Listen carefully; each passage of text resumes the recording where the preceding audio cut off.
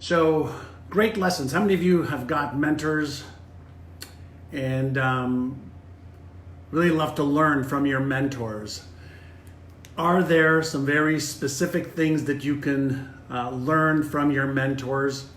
I've had about 4 or 5 mentors that have really helped me shape, what I do and how I think. And I just want to make sure that you can hear me and see me. So maybe we can start off by sharing what's one of your greatest lessons. And Jeremy, I see your post. Can you see me as well, Jeremy? Just let me know. I'm going to share from 5 of the greatest lessons.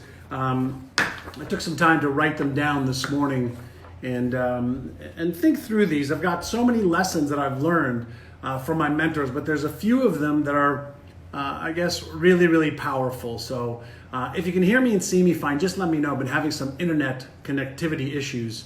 So Athena from Greece Deaconess and Sharon and Natalie, let me know if you can hear me and see me okay, first and foremost, all right? Hi, Simsek, thank you. Why lessons? Like, do you remember back in the day, there were apprenticeships? People learned from being an apprentice for somebody else. Well, I was fortunate. When I was 19. I had a gentleman, and some of you know the story, named Alan Brown, that became my first mentor. And I didn't even know what a mentor was at the time, let alone being a coach. So how many of you do any of you have any mentors? Do you have a mentor that you work with or follow on an ongoing basis, or a multitude of mentors? I found that not only does it save you time and money, but it saves you a lot of stress.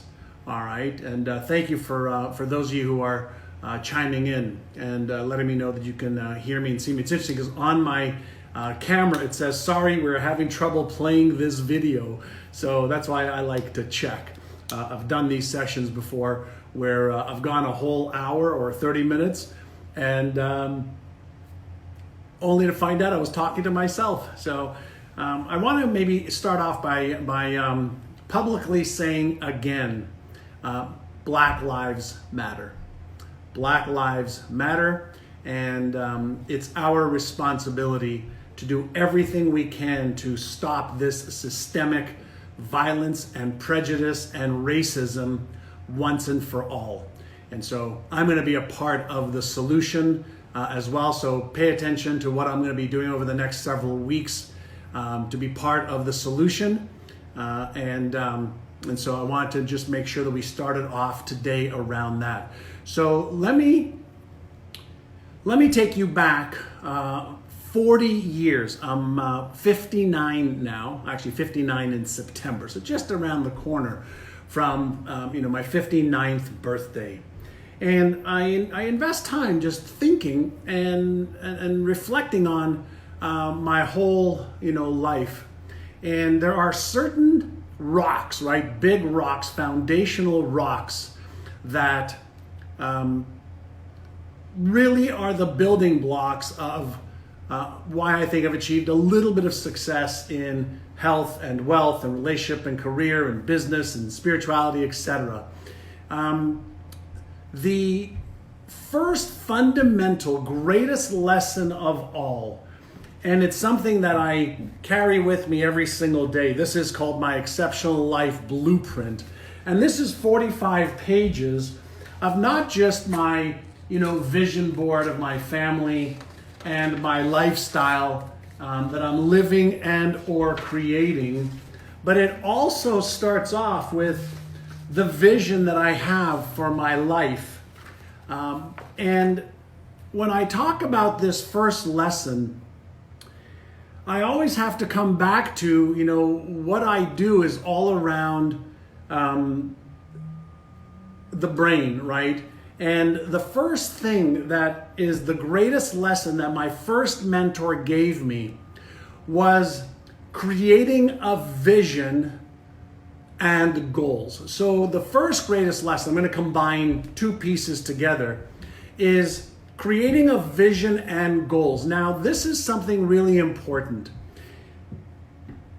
Most people are afraid of creating a vision or setting goals for fear of disappointing themselves or fear of disappointing others or for fear of failing. And when you get into my next greatest lesson, you'll understand why it's number 2. But in order for us to really become all that we're capable of becoming, and in order for you to get your brain to work to help you, you have to use the part of your brain that is responsible for helping you get there. And so here's my first question for you. Do you have a clearly written out vision for your life that encompasses your vision for health? And I think of health as in spiritual health, mental health, emotional health, and physical health and financial health. So I call it the SEMP model, SEMPF. Spiritual, emotional, mental, physical, financial. Do you have a vision of what you would like it to be sometime in the future? And so when you start off with a vision, that is actually what causes you to activate that motivational circuit in your brain. It's called the nucleus accumbens and insula. And so when you start off with a clear vision, there's certain things it's going to do that I'll share with you in just a moment.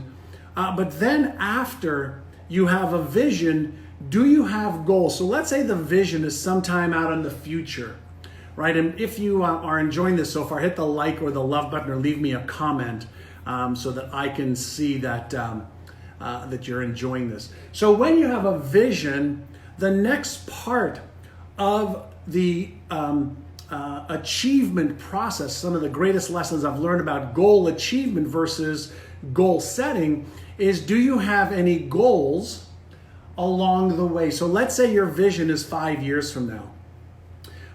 Do you have any goals for where you would like to be 3 years from now, 1 year from now, 6 months from now, 3 months from now, 1 month from now? Now, most people don't have the clarity of exactly where they want to be in a month, 3 months, 6 months, 12 months on their way to the vision. So I want you to think about this for just a moment. Imagine you get on an airplane and the pilot takes off and says, we have a full tank of fuel. Where do you think we should go today? And the pilot didn't have, a destination. Your vision is the destination. Your goals are the points along the way to be able to check and balance, are you on path to the destination? And so when you set some goals, now what you're doing is you're giving your brain and you're giving yourself some points in time of where you expect or intend to be. Now, in the absence of a vision, in the absence of having goals that are written or on your computer, or, like I shared with you, I have it on my Exceptional Life Blueprint, about 45 pages of it, okay? I also have it on my computer. In the absence of a vision, in the absence of a goal, then you are being directed by all of the interruptions that are happening, whether it's in the news, the media, social media, your family, your friends, and your own imagination and ideas. Now, I want you to think about this. A guidance missile system, or even a GPS system. When you put the coordinates, okay, let's say you think about the city that you live in right now. And let's say you want to go 500 miles or 500 kilometers away. And you type in the address, the destination for where you want to go into the GPS system.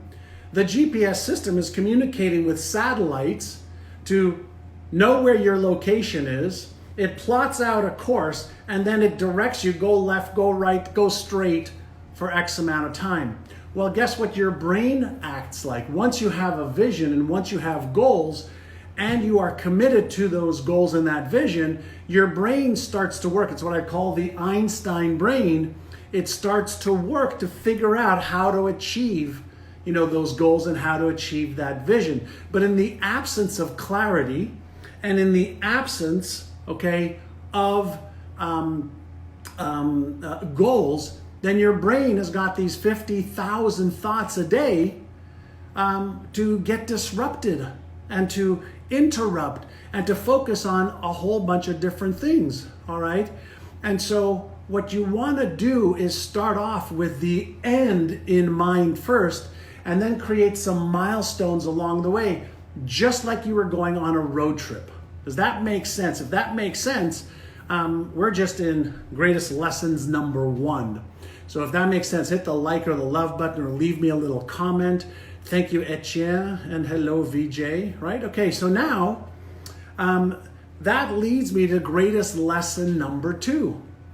And greatest lesson number 2 is having the right beliefs and emotional control.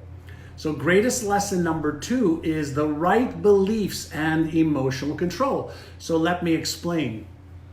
So in order for you to achieve the vision and the goals that you have, then you have to have the right beliefs. But there are 2 types of beliefs. Belief number 1 is a belief like, yeah, I believe that I can achieve that. But what if you have an opposing belief that says, but I'm too young, I'm too old, I'm too white, or I'm too black, I don't have the skills. Whenever we have opposing beliefs, our implicit or subconscious beliefs will always override our declarative, simple beliefs. So we have to develop the empowering beliefs at the subconscious level. And then part 2 of that is emotional control. Whenever we have a vision and goals that we may not know how to achieve, we are going to activate what I call as the Frankenstein part of the brain, or the fear center in the brain, the uncertainty part of the brain, the doubtful part of the brain. And when those emotions activate, they deactivate the motivational circuits, and we start to procrastinate, and we start to tell ourselves stories why we can't do it or shouldn't do it, or now is not the right time. So what we want to do is we want to create coherent beliefs, and we want to learn how to manage the emotions that cause us to take action or not take action. And so these 2 things, number 1 is you got to start with your vision and goals. Number 2 is you got to have the right beliefs and the right emotional control. And these are things that you can practice. For those of you who want to go deeper into that, pick up my new best-selling book, Inner Size, The New Science to Unlock Your Brain's Hidden Power, and that can help you. And so number 3, and Claire, this will address what you just said, right? The number 3 greatest lesson that I learned is this.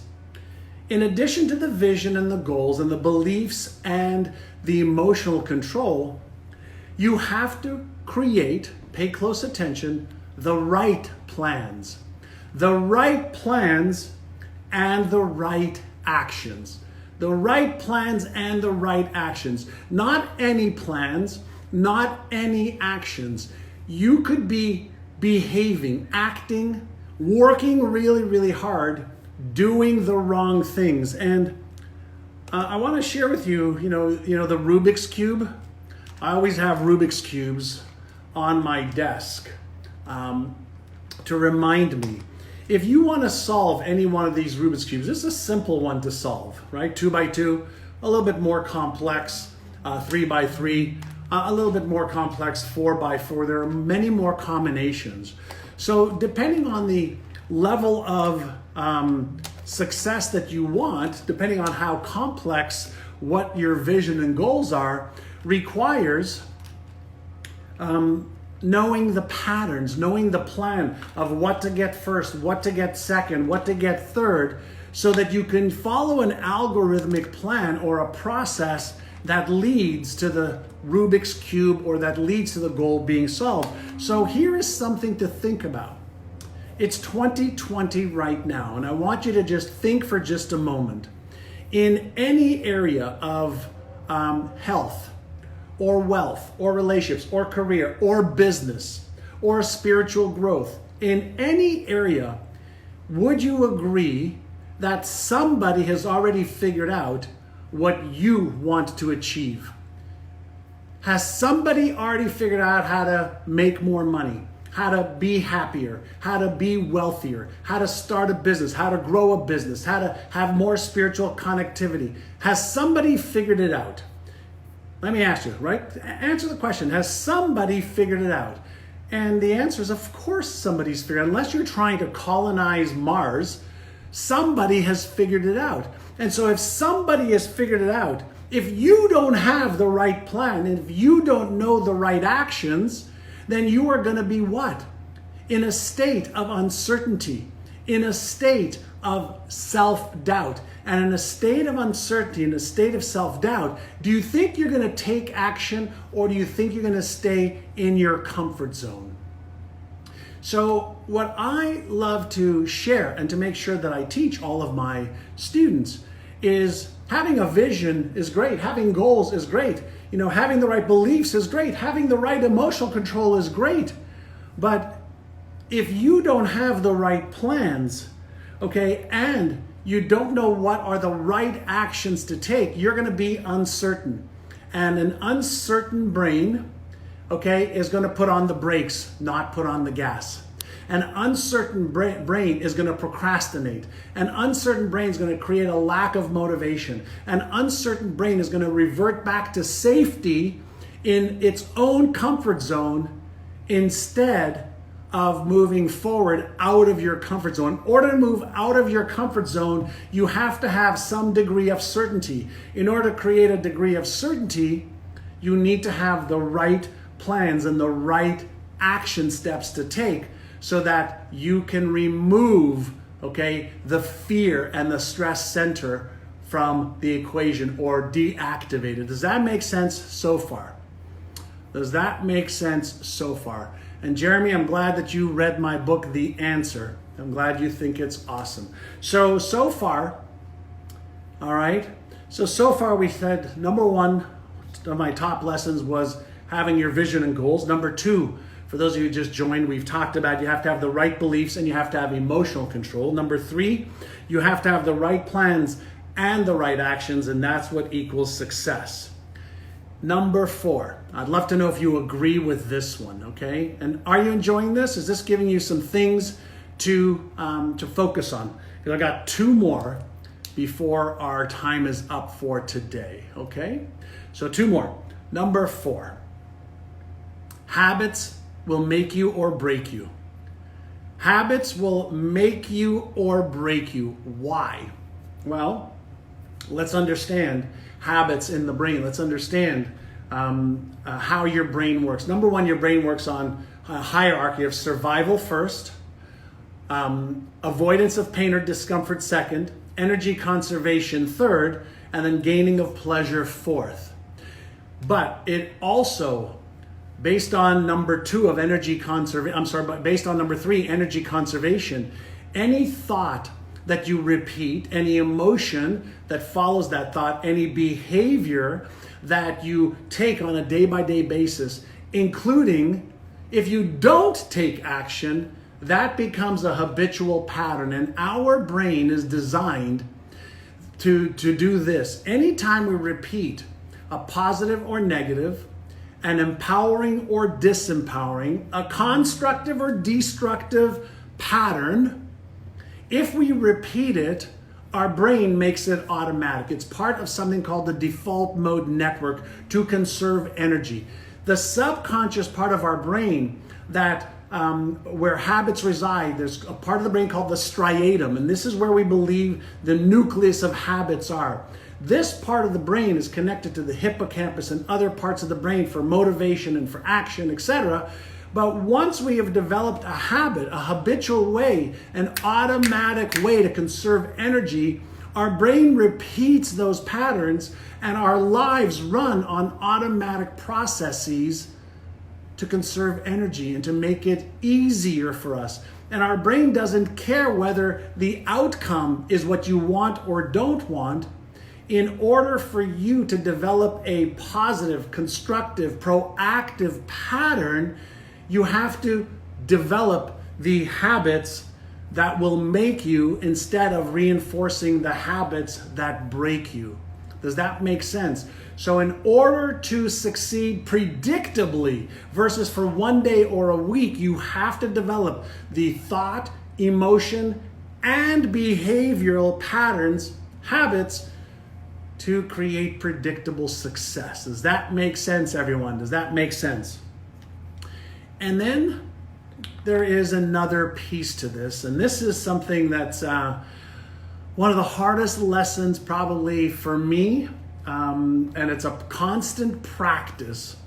I didn't understand it at first when my mentors taught me this, but several mentors who were very successful and were focusing on health and wealth and relationships and career and business and finance and charity, etc., shared with me was this: you have to learn to say no to most things. Let me repeat. You have to learn to say no to most things, starting with all of your own thoughts and ideas that seem like a good, easy answer. And so, learning to say no.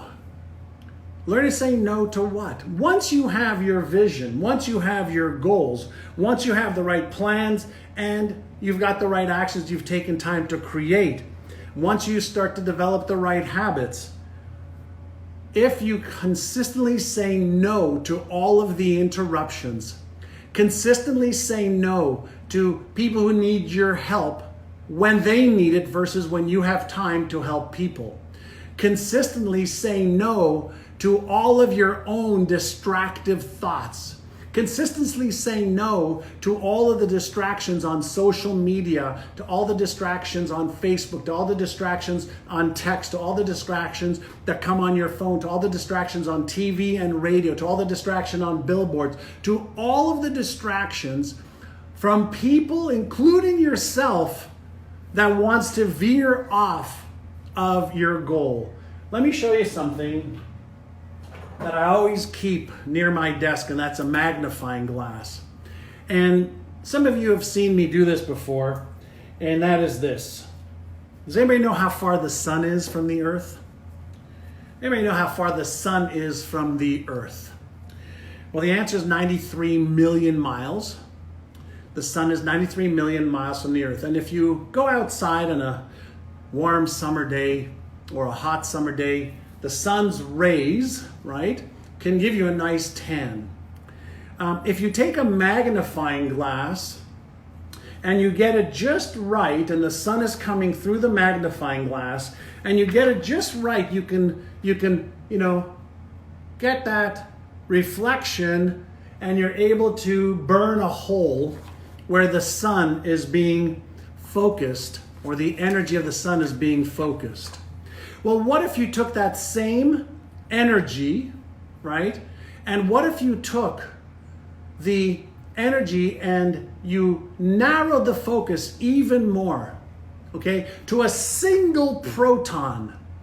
Well, that beam of energy, instead of just burning a piece of paper, right, that beam of energy, if you turn it from, a little bit of, right, energy, if you took that energy and you focus into a single proton, you have what's known as a laser. And a laser, you can cut through steel. So here is one of the things that's really critical about learning to say no.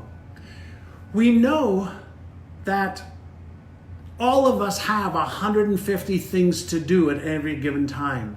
We also know that so many people are asking for our time, whether it's our family, our friends, social media, whatever the case is. Well, when we diffuse our energy by saying, yes, yes, yes, let me go here, let me go there, let me look at this, let me look at this, let me look at this, let me be disrupted here, we're diffusing our power. We're diffusing our brain's ability to help us achieve the goals and the vision. So one of the defaults that you have to have is learning to say no.